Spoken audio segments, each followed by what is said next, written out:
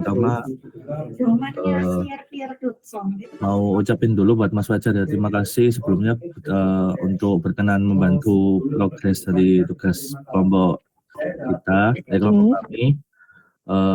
Dan di sini kami mau mewawancara Kak Fajar mengenai beberapa pertanyaan tentang sistem security IT dan juga tata kelola TI di PTCR. Oke. Bisa langsung ke pertanyaan aja ya kalau gitu ya. Boleh, silakan. Oke. Jangan lupa di record ya guys. Aman, oke, aman. Oke. Silakan yang mau tanya terlebih dahulu. Ya. Baik Kak Fajar, mungkin untuk pertanyaan pertama ini tentang struktur tata kelolanya di PT Siar ini. Jadi untuk struktur tata kelolanya ini gimana sih keamanan struktur tata kelola informasi di Siar itu untuk saat ini Kak? Misalnya dari siapa aja orang atau posisi yang terlibat dan tugas masing-masing itu seperti apa. Lalu tim khusus atau komite keamanan gitu, apakah untuk masalah keamanan ini sering mengadakan rapat atau gimana gitu? Seberapa sering seandainya jika sering mengadakan rapat gitu Pak?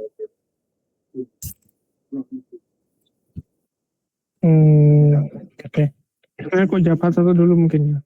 Kalau yang kita bicara tata kelola, bentar. Oke, bentar ya. Nanti kalau ada yang kurang ditanyain lagi ya. Tadi cukup banyak pertanyaannya soalnya. Kita bicara tata kelola dulu.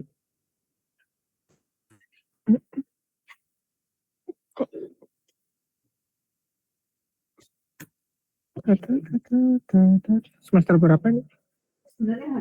Semester 3 kan? 3. Ya, apa namanya 2026 Januari sampai. Udah kelihatan ya screen-ku ya? Sudah Kak. Udah ya. Nah, kita bicara tata kelola dulu. Kalau tata kelola di sini itu ada, kita bicara dokumen level dulu ya. Jadi ada secara utuh di IT, terus ada regulasi eksternal, ada peraturan BSSN, ada undang-undang data pribadi, ada permen BUMN, ada regulasi internal dan regulasi internal dengan negeri. Untuk struktur dokumen itu ada SOP, standar, dan instruksi. Kalau kita bicara lebih ke prinsip itu di sini ada plan, operate, dan kontrol. Untuk keamanan informasi itu perannya ada di kontrol. Jadi semua hal yang ada di sini itu basisnya berbasis resiko. Jadi termasuk keamanan informasinya pun juga berbasis resiko. Kalau untuk operating model itu basisnya kita tuh pakai COBIT. Jadi kalau umumnya kan kalau keamanan informasi kan berbasis CIA ya. Kalau di kita beda, ada CICI. Jadi control availability, confidentiality, dan integrity. Kontrol ini karena kita banyak handle IoT, jadi makanya aspek ini jadi kita masukkan di awal gitu. Kalau untuk struktur tim saat ini jadi di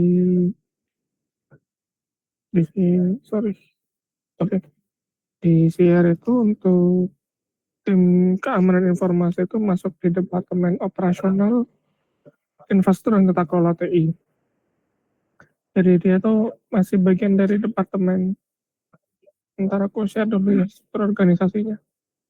Biar kalian ada gambaran juga. Udah ngerekord kan?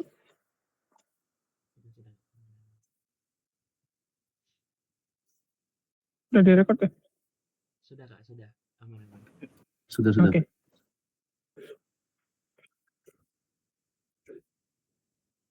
Satu tambah ini.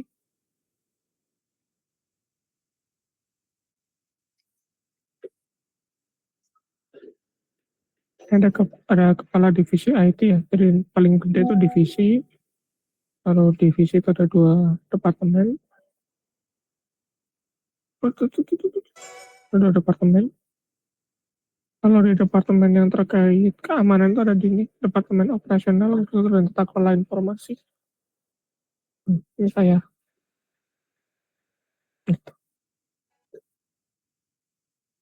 Itu sih mungkin menjawab pertanyaan dari teman-teman tadi. Oke Kak, lalu terkait tentang kebijakan keamanannya itu Kak, jadi di seri ini kebijakan keamanan apa aja yang diterapkan gitu Kak? Misalnya terkait aturan akses jaringan, backup data, monitoring CCTV atau hal-hal yang berkaitan dengan IoT, itu bagaimana Kak kebijakan keamanannya? Kebijakan keamanan itu diatur di satu tempat di namanya pedoman tata kelola TI. Jadi kalau mau lihat isinya apa aja itu sebenarnya teman-teman bisa lihat di standar ISO 27, ISO 27001 itu sudah ada. Dan kalau mau lihat pedomannya di publik kok, jadi orang lain juga bisa lihat itu di websitenya SIAR ya. Jadi teman-teman bisa download di situ. Nanti ada pedoman tata kelola teknologi informasi. Ini download aja di situ, nanti saya kasih linknya. Oke, terima kasih Kak. Lalu untuk misalnya ada anggota baru dalam tim yang bertanggung jawab tentang kebijakan keamanan ini Kak, itu apakah ada sosialisasi atau pelatihan untuk tim internalnya gitu Kak? Lalu itu gimana untuk cara sosialisasinya sendiri Kak? Sebenarnya enggak cuma untuk tim yang terkait keamanan ya, jadi semua karyawan itu termasuk karyawan masuk pun akan di onboarding juga, akan dapat awareness keamanan informasi juga. Dan itu gabung dengan divisi SDM nantinya untuk proses. Sudah dialokasikan juga soalnya.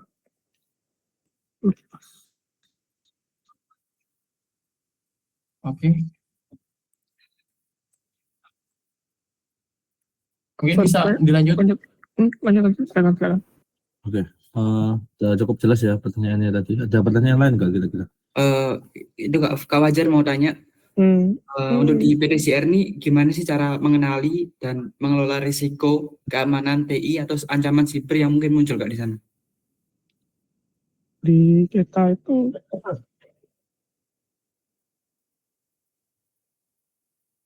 ada proses manajemen risiko setiap 3 bulan. Jadi setiap 3 bulan itu ada penilaian risiko, dan semua risiko termasuk risiko IT itu akan dicek di sana dan akan senantiasa diperiksa oleh kepala divisi, kepala departemen juga. Dan kalau untuk basis standarnya tuh kita pakai ISO, karena mungkin teman-teman nggak familiar, 31.000. Jadi itu yang digunakan di sistem ISO kita, baik untuk mengelola risiko di level keamanan maupun risiko in enterprise. Bentar ya.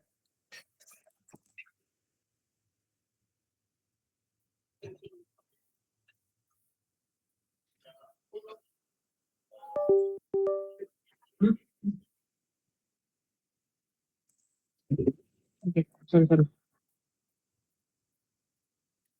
Setiap 3 bulan diperiksa, nanti akan ditampilkan ke semua kepala divisi dan juga director untuk di review. Begitu. Untuk menilai risikonya itu PTCR memakai metode apa Kak? Apakah kualitatif ataukah kuantitatif? Dua-duanya. Dua-duanya. Apakah ada pernah muncul ancaman risiko yang besar gitu, terus apakah ada yang paling besar, terus gimana cara PTCR mengatasinya kemarin? Kalau risiko besar pasti ada ya, tapi nggak terkait dengan keamanan informasi. Jadi ya semua risiko pasti di treatment ya. Kalau di kita tuh treatmentnya ada banyak, ada accept, reduce, transfer, avoid, lalu accept and reduce juga ada, accept and avoid juga ada, jadi macam-macam. Semua risiko pasti akan ditreatment gitu. Jadi emang kalau risikonya ya pasti ada gitu. Untuk kontrol teknis dan operasional, misal jaringan CCTV dan perangkat IoT di CR itu gimana sih Kak? Kontrol teknisnya? Kontrol teknis yang diharapkan mungkin yang dari Mas Yahya pengennya apa yang ingin di highlight? Kan banyak tuh kontrol teknis ya. Seperti jaringan CCTV. Di kita ada banyak perangkat ya. Karena kita ntar aku lihat deh.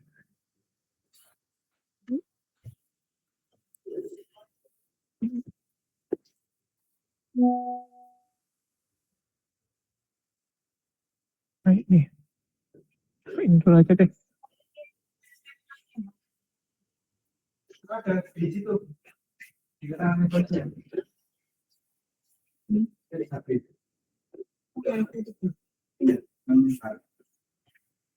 Tampil tuh.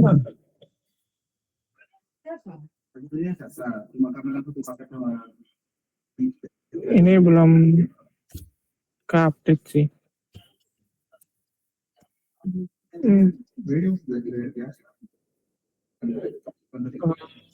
Jadi ini ada next generation firewall, kita ada secure web gateway juga untuk lapisan perimeter terdepan ya. Kalau masuk ke dalam dan lain-lain, ini ada sistem-sistem kita.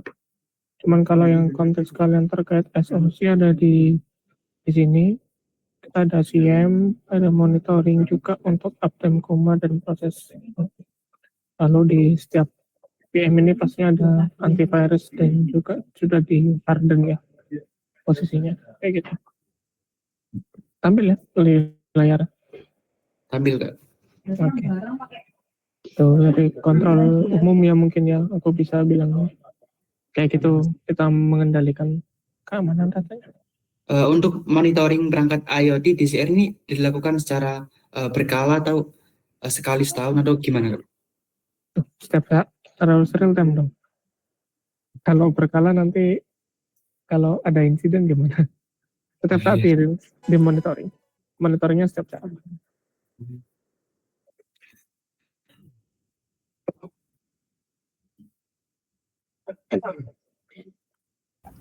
Udah cukup pertanyaannya? Apa ada lagi ya? Udah, bisa teman-teman bisa lanjut. Kalau gitu gantian aku aja ya. Kak Fajar, di sini aku mau tanya aja nih. Kalau kira-kira di share sendiri itu gimana sih caranya PTC itu biar mengatur dan juga bisa mengontrol kayak siapa aja yang boleh masuk ke sistem, terus juga aplikasi atau data perusahaan, siapa aja gitu yang bisa akses gitu kan harus diatur kan biar lebih aman gitu. Apa entah itu untuk karyawan internal, terus juga atasan atau mungkin tenant atau vendor. Kira-kira itu gimana ya? Oke, kalau yang dari kita tuh ada namanya single sign on. Jadi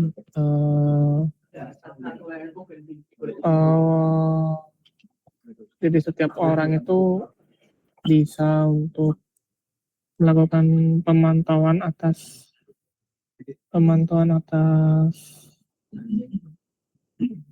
atau provisioning user ya. Jadi setiap orang memiliki akses sendiri-sendiri. Jadi pakai single sign on sih itu.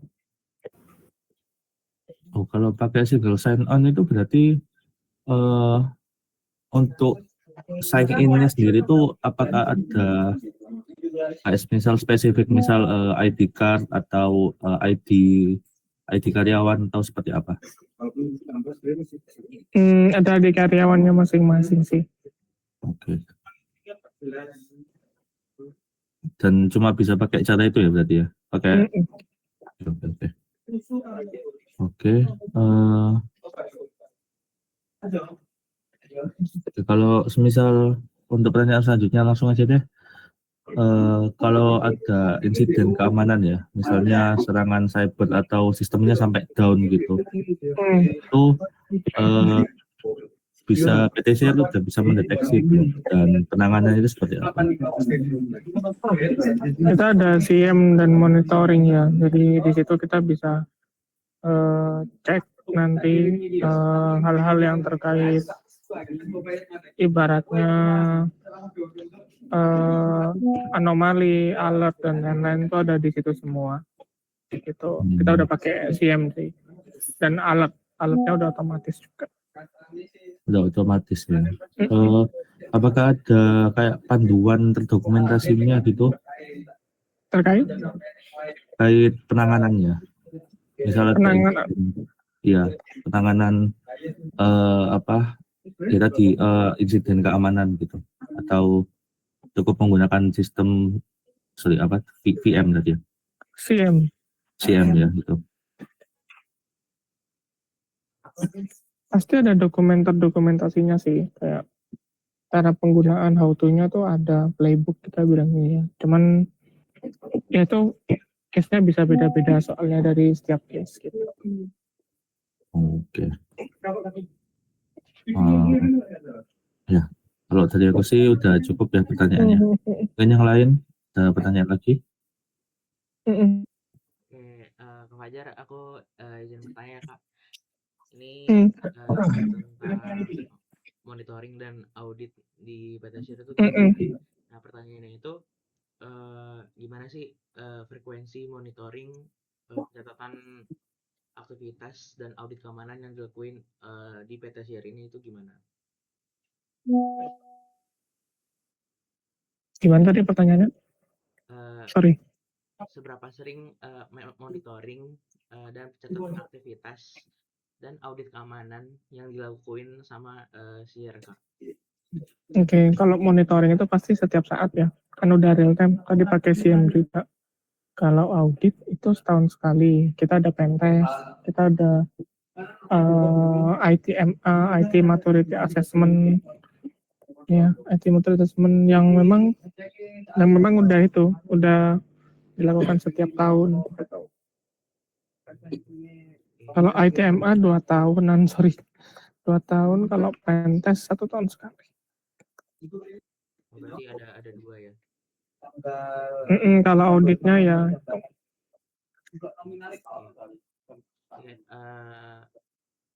Bisa jelasin nggak siapa yang bertanggung jawab ngelakuin review ini dan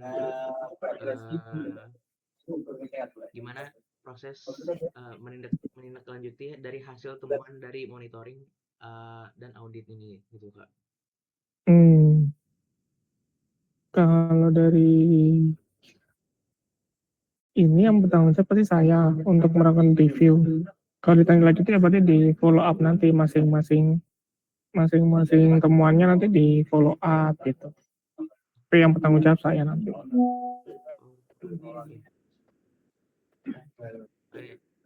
Untuk pertanyaan selanjutnya ya, tentang pengelolaan vendor atau pihak ketiga.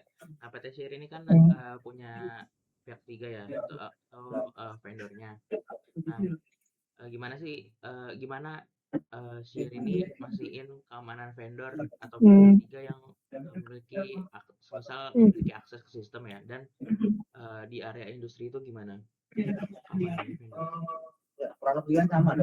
Kalau keamanan vendor pasti kan ngikut standar ISO 27 ya. Jadi ya kita akan memproses itu sesuai dengan standar ISO 27 itu sih.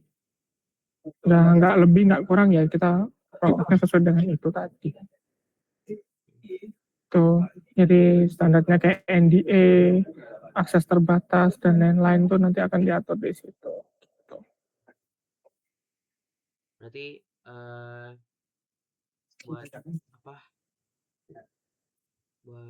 keamanan itu berarti udah pasti sesuai standar keamanan dari ISO 27 itu ya Pak?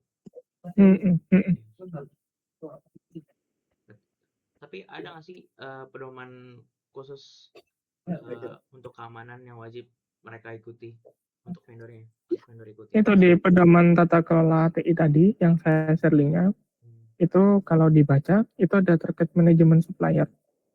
Itu di bawah nanti ada.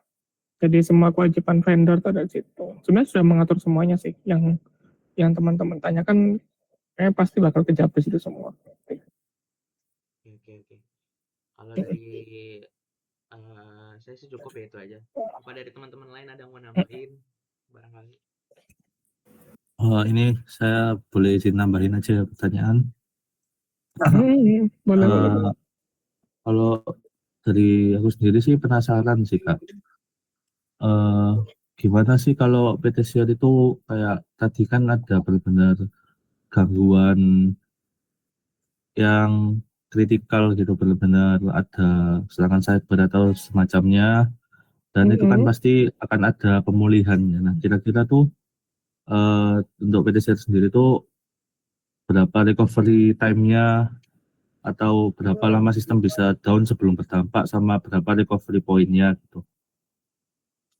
Dan Recovery seberapa point banyak object maksudnya. ya objektif RPO ya, dan seberapa banyak data yang boleh hilang gitu, yang baru Itu bisa beda-beda kritikal, beda-beda tiap aplikasi. Jadi beda-beda tiap aplikasi ya. Itu PCR itu ada namanya tier 1, tier 2, tier 3. Itu kalau tier 1 itu saya nggak bisa share dokumennya karena kita nggak ada NDA ya, mohon maaf ya. Jadi saya seingat saya dulu ya. Iya nggak apa-apa. Itu juga di record kok. RTO-nya 4 jam. Kalau tier 2 itu RTO-nya 8 jam, RPO-nya itu 16 jam. Kalau tier 3, aku cat aja ya. Oke. Biar nanti kalian bisa ada. Nah, di share tuh nggak semua aplikasi perlakuannya sama. Ada namanya tiering, tier 1, tier 2, tier 3. Itu. Jadi tergantung nanti yang priority. Ya, ada priority-nya masing-masing. Itu ada dokumennya sebenarnya, cuman kan karena kita nggak ada NDA ya. Jadi saya nggak bisa share, mohon maaf ya. Nggak apa-apa. Gitu.